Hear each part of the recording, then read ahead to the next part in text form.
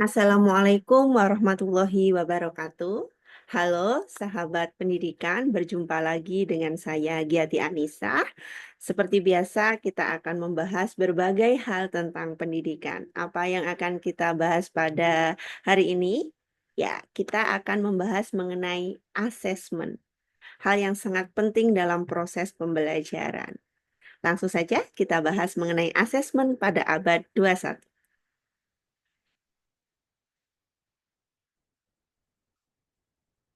Baik, asesmen di abad 21 ini tentu saja harus disesuaikan dengan kebutuhan pembelajaran di abad 21. Bahwa pembelajaran itu tidak hanya menghafal, siswa tidak hanya diminta untuk menghafalkan materi-materi dalam pelajaran, tetapi siswa juga diajarkan untuk berpikir kritis, berkolaborasi, komunikasi, dan kreatif. Untuk kebutuhan itu, asesmen tidak boleh hanya menilai hasil belajar, seperti yang kita ketahui sebelumnya. Namun, penilaian harus bisa menjadi bagian penting dalam pembelajaran sehingga menghasilkan kompetensi siswa yang juga mampu berpikir kritis, berkolaborasi, berkomunikasi, dan juga kreatif. Dengan demikian, penilaian menjadi hal penting dalam proses pembelajaran, bukan hanya di akhir pelajaran.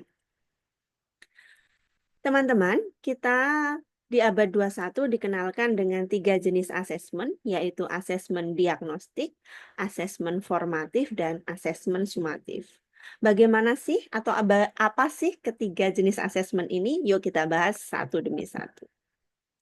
Yang pertama adalah asesmen diagnostik. Asesmen diagnostik ini digunakan untuk mengetahui kemampuan awal siswa sebelum pembelajaran dimulai. Jadi dia letaknya di awal pembelajaran atau bahkan sebelum pembelajaran. Ada dua jenis asesmen diagnostik. Yang pertama adalah asesmen diagnostik kognitif dan yang kedua adalah diagnostik non-kognitif.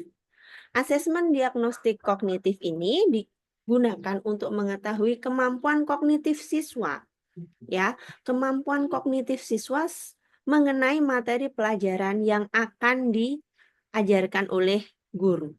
Sedangkan asesmen diagnostik non-kognitif ini digunakan untuk mengetahui hal-hal di luar kognitif.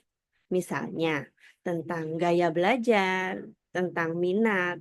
Itu di asesmen melalui asesmen diagnostik non-kognitif. Manfaat dari asesmen diagnostik ini, yang pertama, dapat menentukan atau dapat digunakan sebagai bahan dasar untuk menentukan keputusan mengenai materi dan model pembelajaran yang tepat untuk siswa sesuai dengan kemampuannya.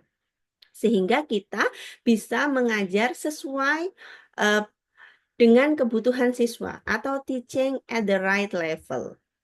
Dan yang kedua, kita juga bisa menggunakan hasil asesmen diagnostik ini untuk mengelompokkan siswa pada pembelajaran berdiferensiasi.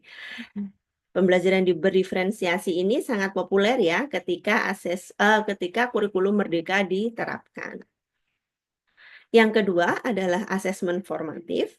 Asesmen ini dilaksanakan ketika proses pembelajaran.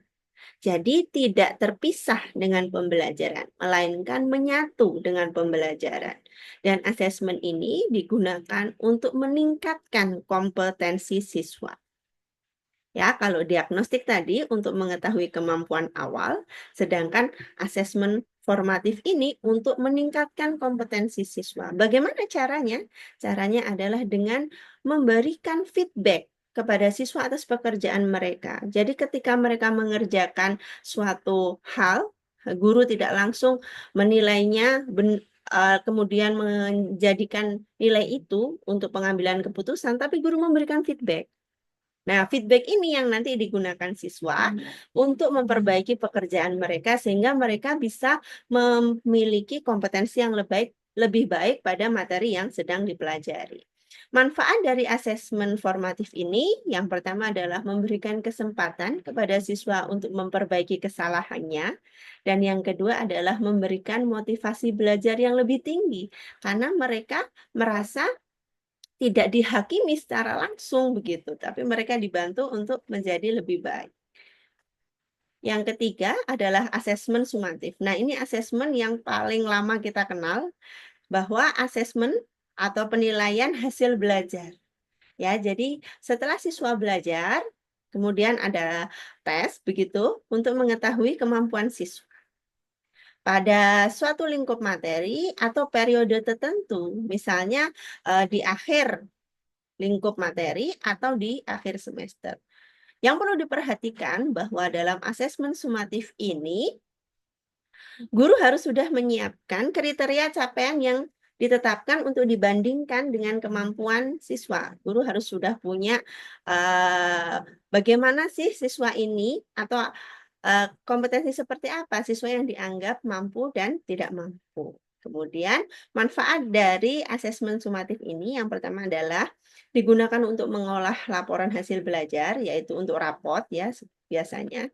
Dan yang kedua digunakan untuk menentukan posisi siswa dan keputusan lanjutan dari guru.